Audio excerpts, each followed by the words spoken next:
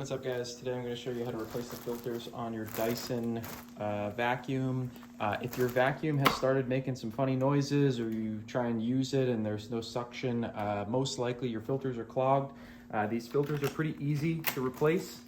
The first one is going to be right here on top, and you're just going to pull up on this latch, and there's your filter right there. There are kits on Amazon that have the needed parts. These filters are washable. This vacuum is pretty old, and I opted to just go with a new filter because they're relatively inexpensive.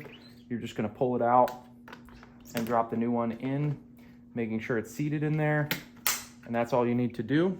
And then the second one is going to be right here inside the ball. So you just loosen this up just like this, and it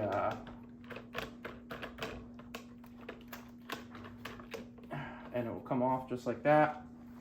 And this one actually is not too bad on this. I did get a kit, so I'm going to go ahead and replace it, but it's not too bad on this one. You just spin it off, and there you go.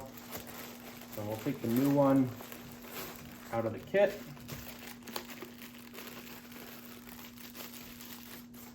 And we'll go ahead and replace it. So that you can see here, there's a little triangle that's just going to click on like that, and then this piece just goes right back on. Just make sure you line it up. I can do it with one hand here.